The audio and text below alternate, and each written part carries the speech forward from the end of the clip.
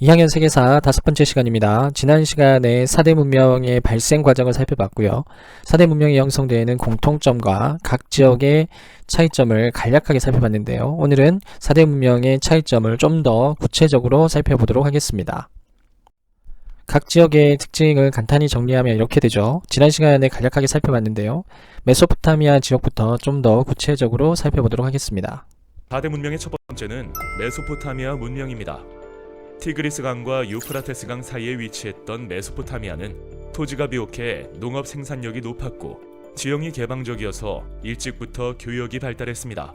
이러한 바탕 위에 기원전 3500년경 수메르인이 인류 최초로 도시국가를 세워 문명을 일으킵니다. 그러나 수메르인의 국가는 잦은 이민족의 침입으로 오래가지 못하고 아카드인에게 정복당합니다. 그 후 아무르인이 등장해 바빌로니아 왕국을 건설합니다. 바빌로니아 왕국의 함무라비 왕은 메소포타미아 전역을 통일하고 법전을 편찬하는 등 왕국을 크게 발전시킵니다. 함무라비 법전은 프랑스 파리의 루브르 박물관에 전시되어 있으며 법전에는 282개 판례 조항이 담겨 있습니다. 함무라비 법을 살펴보면 가족관계 및 소유관계, 직업, 채무, 이자, 담보 등을 규정하고 있습니다. 형벌은 가해자의 신분과 범죄 정황에 따라 달리 적용되었고 기본적으로 눈에는 눈, 이에는 이의 성격이 강한 동해보복법의 원칙을 발견할 수 있습니다. 또한 혈족 간의 집단 보복을 인정하지 않는 등 부족적 관습에서 벗어난 합리적인 조항도 많다는 것을 알 수 있습니다. 수메르인의 국가에서는 왕이 최고 제사장이자 전사로서 신권 정치를 펼쳤습니다. 이들은 달의 상망월, 즉 지구에서 보았을 때의 달이 차고 기우는 주기를 기본으로 하여 날짜를 계산하는 태음력과 육십진법을 사용하였고 점토판에 쐐기 문자로 기록을 남깁니다. 뿐만 아니라 달의 신에게 축복을 받는 우른 안무왕을 표현한 원통 인장이 찍힌 점토판과 가뭄을 대비하여 수로지도를 표시한 바빌로니아의 수로지도 점토판에서 쐐기 문자를 발견할 수 있습니다. 또한 하늘과 지상을 연결하기 위해 도시마다 점토질 벽돌로 높은 기단을 쌓고 꼭대기에 직사각형의 신전을 안치한 지구라트를 세워 도시의 수호신으로 섬깁니다. 수메르인은 사후세계보다 지금 이 세상에서의 행복을 기원하는 현세적 성격이 강한 다신교를 믿었고 천체의 운행을 보고 운명을 점치는 점성술을 발전시켰습니다. 또한 고대 바빌로니아의 서사시인 길가메시 서사시에서는 현세의 안정과 행복을 지향한 메소포타미아 문명 사람들의 내세관을 살펴볼 수 있습니다. 이러한 수메르인의 문명은 아카드인과 아무르인에게 계승되고 발전되어 메소포타미아 문명의 영상의 내용들을 간단히 정리해 보도록 하겠습니다. 여기서 중요한 포인트들은 여러분들이 시험에서도 중요하게 봐야 될 포인트일 겁니다. 메소포타미아 문명은 기원전 3500년경 수메르인에 의해서 형성이 되는데요. 이건 메소포타미아와 수메르인이 관계가 있다 정도만 기억을 해두시면 될 것 같고요. 두 번째 부분이 중요합니다. 메소포타미아 문명이 다른 문명과 달리 보이는 특징인데요.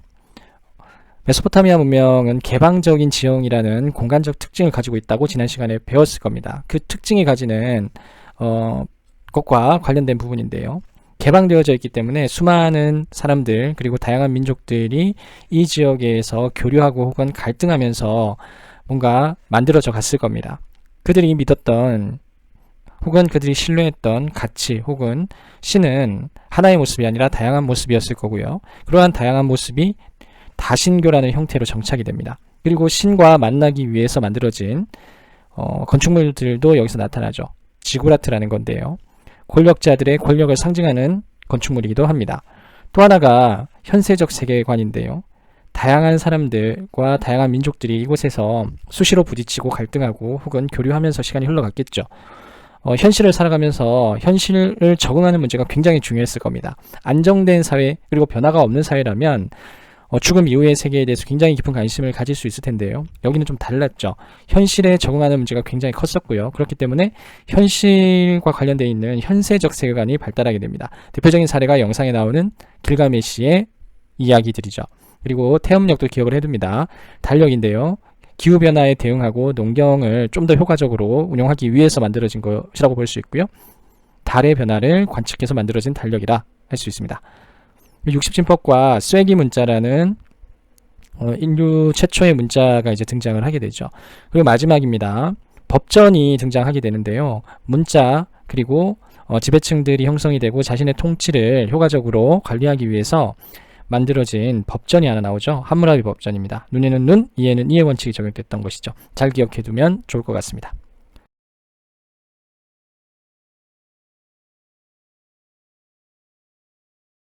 교과서를 통해서 핵심 포인트들만 체크하고 넘어가겠습니다. 개방적인 지형이 가장 중요한 포인트죠.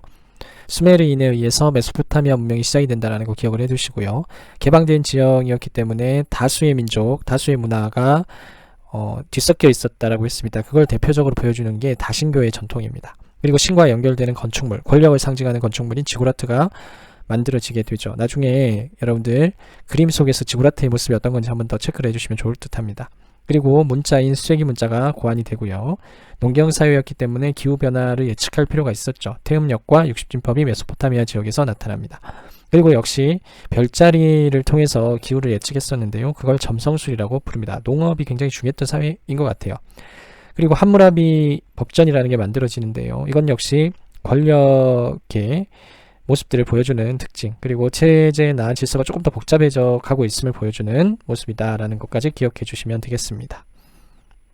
두 번째 문명은 이집트 문명인데요. 여기 보이는 피라미드와 스핑크스가 있는 지역이기도 합니다. 영상을 통해서 간단히 이집트에 대한 내용을 살펴보도록 하겠습니다. 이집트 문명입니다. 나일강 유역은 주기적인 범람으로 인해 땅이 비옥하여 일찍부터 여러 도시 국가가 성립합니다. 나일강에서는 농경지의 물을 안정적으로 공급하기 위해 관계 사업이 발달하였는데 이를 위해서는 강력한 공동체가 필요했습니다. 그리하여 기원전 3000년경에 이르러 여러 도시국가를 통합한 왕국이 출현합니다. 이집트는 사막과 바다로 둘러싸인 폐쇄적인 지형 때문에 이민족의 침입을 거의 받지 않았습니다. 이에 고왕국, 중왕국, 신왕국을 거치며 오랫동안 통일국가를 유지할 수 있었습니다. 이집트에서 왕은 태양신 라의 아들로 간주되었고 파라오라고 불렸습니다. 파라오는 종교적 권위를 바탕으로 절대 권력을 휘두르며 신권 정치를 펼쳤습니다. 또한 제사장과 관리는 파라오로부터 토지를 하사받아 지배층을 형성하였고 농민은 왕의 무덤인 피라미드와 피라미드를 지키는 수호신인 스핑크스 건설과 같은 대규모 토목 사업에 동원되었습니다. 이곳에서 발견된 네페르타리 왕비 무덤 벽화를 살펴보면 눈은 정면, 얼굴은 측면, 상체는 정면, 하체는 측면으로 그려 완벽한 미를 추구하였음을 알 수 있습니다. 이집트인은 태양신을 비롯해 여러 신을 섬겼고 영혼 불멸과 사후세계를 믿어 시신을 미라로 처리하고 죽은 사람을 위한 안내서인 사자의 서를 제작했습니다. 사자의 서에는 영혼 불멸과 사후세계를 믿는 이집트 사람들의 내세관이 잘 나타나 있습니다. 이집트인들은 나일강 주변에서 자라는 파피루스로 종이를 만들어 상형 문자로 기록을 남겼습니다. 영국 박물관에 있는 로제타석은 기원전 196년에 제작된 비석으로 비문의 주요 내용은 프톨레마이오스 5세가 은혜를 베푼 것을 찬양하는 글입니다. 로제타석에는 고대 이집트어를 기록한 문자인 민중 문자와 그리스 문자가 함께 새겨져 있어 오랫동안 풀지 못하던 이집트 상형 문자를 해독할 수 있었습니다. 나일강의 범람은 수학 발달에 큰 영향을 끼쳤습니다. 범람 후에는 농지 경계가 사라지므로 사람들은 매년 농지를 다시 측량해야 했습니다. 이 과정에서 도형과 공간을 연구하는 기하학이 발달하였고 밭의 모서리를 직각으로 하려면 각 변의 비례가 3대 4대 5인 삼각형 모양이어야 한다는 사실도 알게 됩니다. 그리고 이러한 지식은 피라미드의 축조에 이용됩니다. 뿐만 아니라 나일강의 범람 시기를 정확히 알아내기 위해 매년 태양과 별들의 움직임을 관찰해야 했습니다. 이 과정에서 시간과 계절이라는 개념을 알아냈고 지구가 태양의 주위를 한 바퀴 도는 데 걸리는 시간이 365일이라는 사실을 처음 계산해냅니다. 이로 인해 태양을 기준으로 날짜를 계산하는 태양력이 발달했으며 숫자를 표기할 때는 현재와 같은 십진법을 사용했습니다. 영상의 내용을 간단히 정리해 보도록 하겠습니다. 기원전 3000년경에 이집트 문명이 형성이 되죠. 환경이 되게 중요한 포인트인데요. 나일강 지역이죠. 폐쇄적 지형이 가장 중요한 요소 중에 하나입니다. 메소포타미아 문명이 개방적 지형이었기 때문에 나타났던 여러 특징들이 있었을 텐데요. 이와 비슷하게 이집트 문명에서도 폐쇄적 지형 때문에 나타나는 특징들이 있습니다. 이집트 문명의 특징을 살펴보면 폐쇄적 지형이었기 때문에 나타나는 특징들이 많을 것이다. 우리가 예측해 볼 수 있죠. 영혼불멸 사상, 미라, 사자의 서가 이제 대표적인 건데요. 폐쇄적 지역이었기 때문에 외부로부터의 침입이 별로 없었고요. 굉장히 안정적인 질서를 구축해 나갔고 오랜 시간 동안 큰 변화 없이 질서가 유지가 됩니다. 물론 이제 권력을 가진 사람들에게는 굉장히 좋겠지만 그렇지 못한 사람은 현실에서 변화할 수 있는 요인이 별로 없죠. 그래서 죽음 이후에 대한 기대감, 희망 이런 것들이 이집트 사람들에게 굉장히 크게 작용을 했던 것 같고요. 동시에 통치하는 사람들 역시 내세에 대한 희망을 살짝 던져줌으로써 현실에서의 이러한 다양한 문제들의 불만을 품지 않게끔 하는 것으로도 많이 활용하기도 합니다. 아무튼 이집트는 영혼불멸 사상과 사자의 설을 통해서 죽음 이후의 세계, 즉 내세에 대한 관념이 메소포타미아는 조금 다르게 나타나고 있었고요. 그리고 신권 정치는 공통적 특징이죠. 메소포타미아도 권력은 신으로부터 온다라는 게 이제 핵심이었고요. 인도나 중국에서도 공통으로 나타납니다. 파라오가 대표적이죠. 태양신 라의 아들이 파라오입니다. 실질적인 왕이었죠. 그리고 태양력과 십진법도 좀 기억을 해둡니다. 태양력은 태양의 변화를 통해서 기후를 예측하는 것이었고요. 십진법은 지금 우리가 사용하고 있는 수학의 질서라고 보시면 됩니다.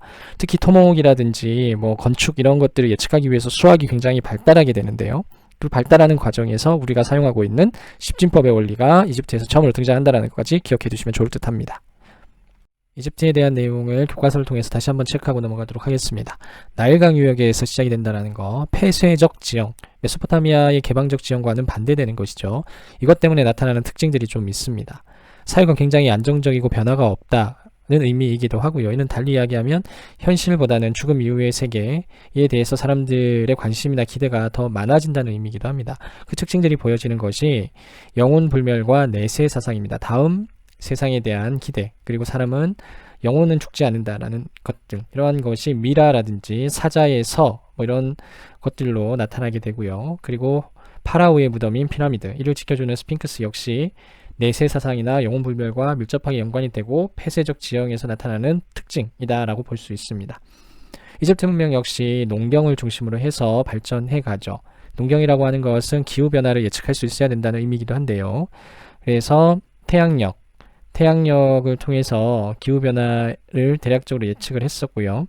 그리고 그 지역의 치수라든지 안정적인 농사를 위해서는 수학을 연구할 필요가 있었고요. 그 과정에서 십진법이라는 게 개발이 됩니다. 그리고 이러한 것들을 다양하게 기록으로 남길 필요성이 있었기 때문에 상형문자라는 문자가 만들어지게 된다라는 것까지 기억해 주시면 되겠습니다. 인도 문명으로 넘어가 보도록 하겠습니다. 여기 보이는 그림은 인도 문명의 가장 큰 특징, 카스트 제도를 보여주고 있는 거죠. 자, 그러면 그 구체적인 내용 살펴보도록 하겠습니다. 기원전 2500년경에 인더스강 상류의 펀자브 지방에서 드라비다인이 세운 것으로 추정되는 도시 문명이 출현합니다. 이 지역은 기름진 평야지대로 서아시아 일대와 연결되는 교통의 요충지였습니다. 이곳에서 발굴된 하라파와 모헨조다로의 유적은 이 도시들이 계획적으로 건설되었음을 보여줍니다. 도시 주변에 성벽을 쌓아 망루를 만들고 반듯하게 도로를 포장하였으며 배수시설과 목욕탕, 광장, 창고 등을 설치하였습니다. 건물은 대개 벽돌로 지었고 집집마다 우물이 있었습니다. 왕궁은 발견되지 않았으나 대규모 목욕탕에서는 제사장이 종교의식을 거행한 흔적이 발견되었습니다. 주민들은 질 좋은 진흙으로 만든 토기인 채도와 고유의 인더스 문자, 그리고 청동기를 사용하였습니다. 모헨조다로 도시 유적에서 발견된 인장에는 문양과 문자가 새겨져 있는데 문자는 아직도 해독하지 못하고 있습니다. 이들은 밀과 보리를 재배하였으며 물소와 염소, 코끼리 등을 길렀습니다. 그리고 이들 중 일부는 메소포타미아 지역과의 해상무역에 종사하였습니다. 인도 문명은 기원전 1800년경부터 홍수와 수로 변경 등으로 점차 쇠퇴합니다. 기원전 1500년경에는 중앙아시아에 있던 아리아인이 북인도로 들어와 펀자브 지방에 정착하기 시작합니다. 이들은 오늘날 인도 인구의 다수를 차지하는데 기원전 1000년경에는 동쪽으로 이동하여 겐지스강 유역까지 진출합니다. 겐지스강은 홍수가 잦고 습지가 많아 농경이 어려웠습니다.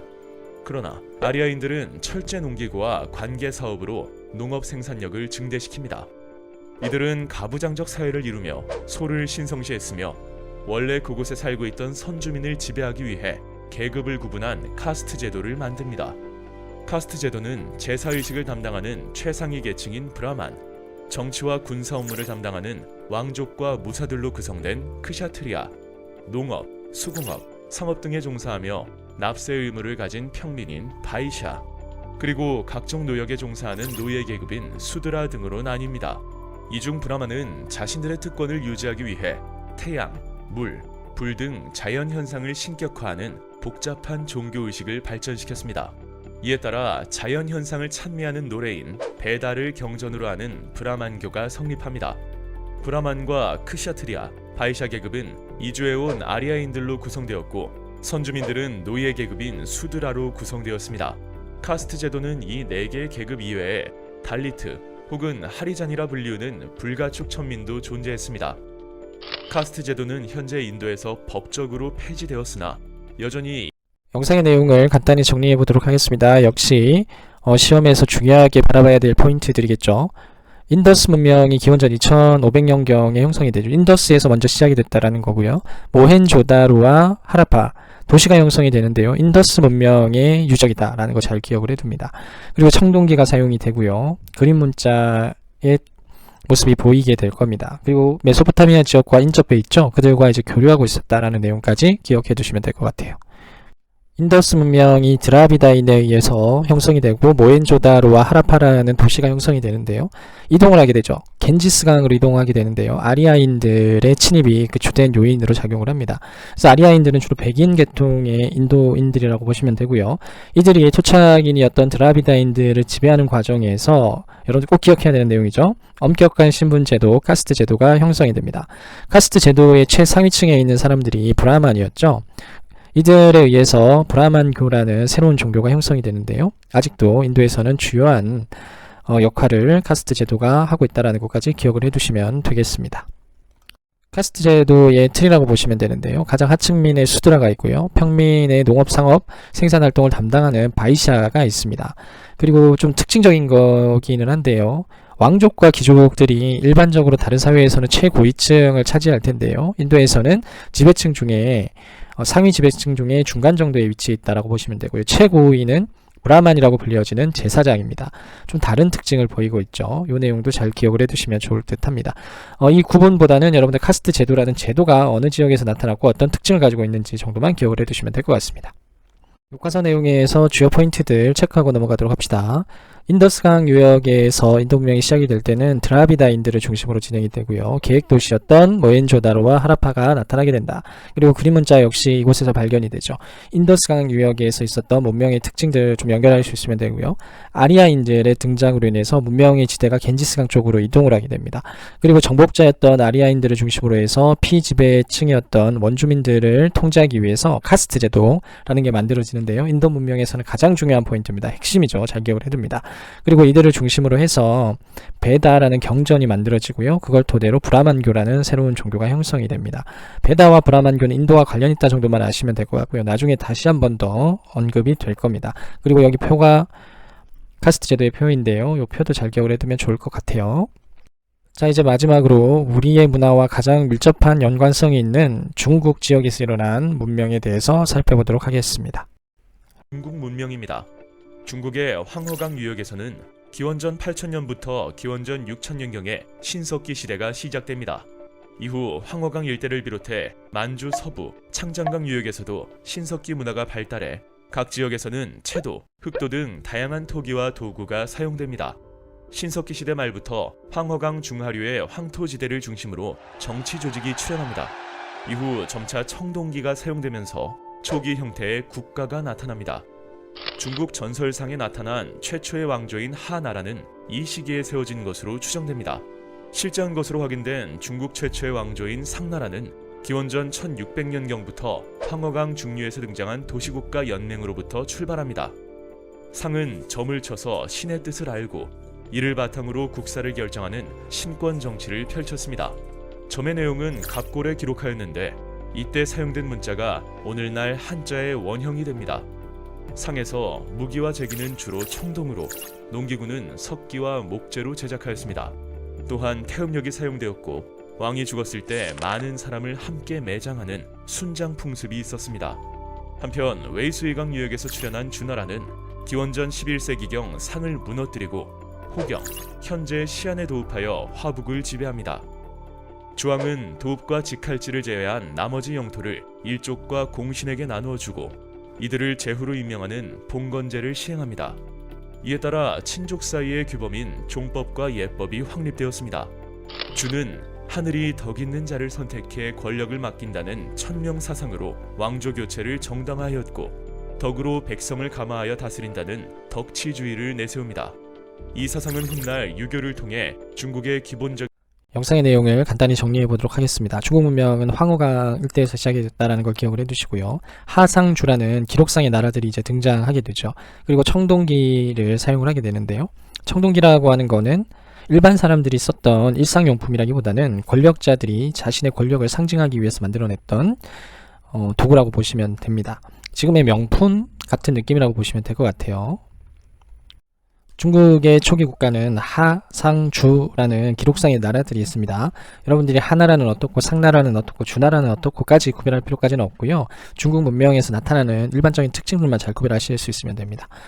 지금 이야기하는 건 이제 상나라 시기에 나타나는 특별한 특징인데요. 굳이 상으로 연결시킬 필요까지는 없고요. 핵심은 신권 정치입니다. 신으로부터 권력을 물려받아서 혹은 위임받아서 정치가 이루어지는 걸 의미하고요.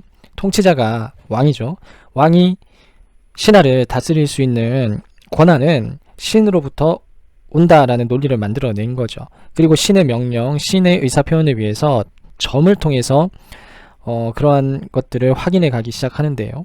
점을 통해서 신의 의사를 물어보고 그 답으로 내려온 것들을 갑골문이라고 해서 거북이 등껍질에 기록을 합니다. 이게 한자의 원형이라고 볼 수 있는데요. 신권 정치에서 나타나는 특징이고요. 문자라는 게 이때 등장하기 시작합니다. 중국 역시 달력을 사용을 하죠. 농경 사회였기 때문이고요. 그 특징들을 잘 기억해 두시면 좋을 것 같습니다. 여기 보이는 게 갑골문이죠. 갑골문에 보면 글자 형태들이 보일 겁니다. 이 기록들을 통해서 신의 의사를 확인을 하고 확인된 신의 의사는 통치의 방향으로 설정이 되는 것이죠. 이게 나중에 이제 한자의 원형이 됩니다. 그리고 점을 봐서 재앙이라든지 통치, 질병 이런 내용들이 담겨져 있다고도 이야기를 하고 있죠. 갑골문이라는 거 중국과 관련 있다라는 거 잘 기억을 해둡니다. 교과서의 주요 내용들 체크하고 가도록 하겠습니다. 황후강 지역에서 문명이 발생하게 되죠. 그리고 중국의 고대 국가는 하, 상, 주가 있는데요. 상 나라 때 보시면 신권 정치가 이루어지게 됩니다. 신으로부터 권력을 위임받은 황제 혹은 왕이 통치를 하게 되는데요. 그 위임의 의사 그리고 왕의 뜻을 기록한 것이 갑골문입니다. 주로 점을 쳐서 그 점의 내용들을 이제 기록하는 과정이라고 볼 수 있는데요. 갑골문이 한자의 원형이다라는 거 기억을 해둡니다. 그리고 상이 무너지고 나서 주나라가 등장을 하죠. 주나라는 봉건제라는 특징이 있습니다. 봉건제 잘 기억을 해둡니다. 간접적으로 통치하는 형태인데요. 왕이, 제후는 왕 밑에 있는 지배층을 제후라고 부릅니다. 왕이 제후들에게 통치할 수 있는 지역을 이제 수여를 해요. 그리고 간접적으로 이 제후들이 그 지역을 통치하게 되죠. 왕과 제후 관계는 형제 관계이거나 친인척 관계입니다. 믿을 수 있는 사람들을 자기 땅을 대신 다스릴 수 있도록 이렇게 허락해 줘야 되겠죠. 그래서 중국의 봉건제의 가장 큰 특징은 혈연 관계에 있었다라는 것까지 기억을 해두시면 되겠습니다. 각 지역의 특징을 메소포타미아, 이집트, 인도, 중국까지 살펴보면서 정리를 해봤는데요. 여러분들 메소포타미아, 이집트는 서로 비교를 하면서 기억을 해두시고요. 인도와 중국은 아주 중요한 두 가지 제도가 있죠. 카스트 제도와 봉건제, 이 두 가지 제도를 정확하게 이해하는 것이 중요해 보입니다. 오늘 수업 여기서 마무리하고요. 다음 시간에 보도록 합시다. 수고하셨습니다.